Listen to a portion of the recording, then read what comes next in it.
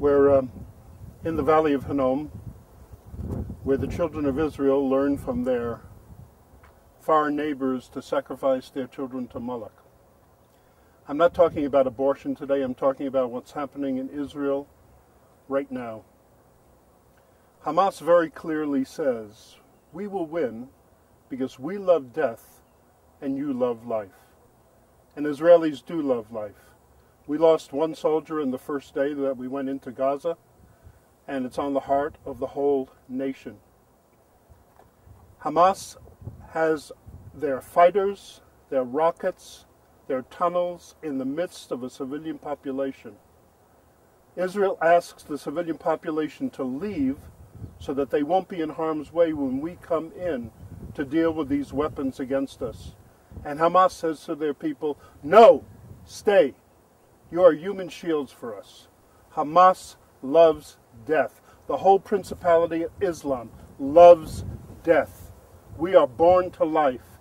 We are born to life in the Lord, and we are fighting a vicious, intractable enemy that loves death. Not only our death, but even theirs as well.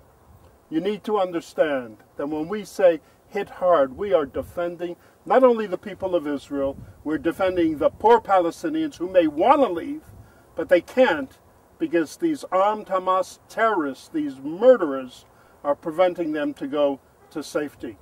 Why were these 4 children killed the other day? It was, in one way you might say it was an accident, but they were playing right next to Hamas naval headquarters. The children were not the target, the naval headquarters were the target. But they want people around them. The younger, the better. The journalists are lined up at Gaza's hospital to see all the young people come in. This is what they want to explain. There was a CNN article yesterday, a woman standing on the heights of Sderot with a bunch of Israelis watching Israel bombard Gaza, and they were cheering. You know something? That's wrong. And that's not the heart of the majority of the people of Israel.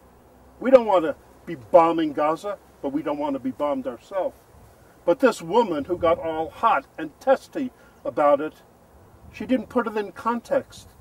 The people of Sderot have suffered rockets from Gaza for 10 years. And they feel they're getting a little bit of payback. It's not right. But you need to be able to understand they have 10 to 15 seconds to get into a safe room when the sirens go off.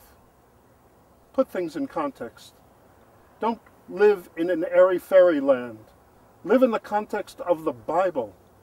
Hebrews tells us Yeshua is the same yesterday, today, and forever. And yesterday God was a man of war, and he's still a man of war today. We are called, unless we're called up into the physical army, to battle in the spirit. But we need to realize there's actual flesh and blood trying to murder the people of Israel before they have an opportunity to receive the Lord. How do we need to pray today? We want to pray for our soldiers who are in the midst of battle in Gaza. We want to pray not only for their protection, we want to pray for their success in finding the terrorist tunnels. That is Israel's primary target at this point, to find the terrorist tunnels and also the long-range rockets. But the tunnels actually come up number 1. We've been able to handle most of the rockets with Iron Dome.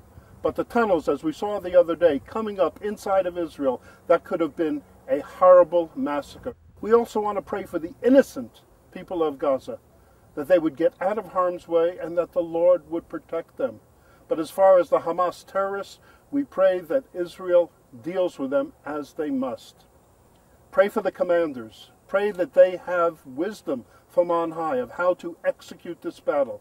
Keep praying for the Prime Minister, Benjamin Netanyahu, Defense Minister, Moshe Ya'alon, and Benny Gantz, the Chief of the General Staff, that they would have unity and that they would have God's wisdom for what we're doing right now.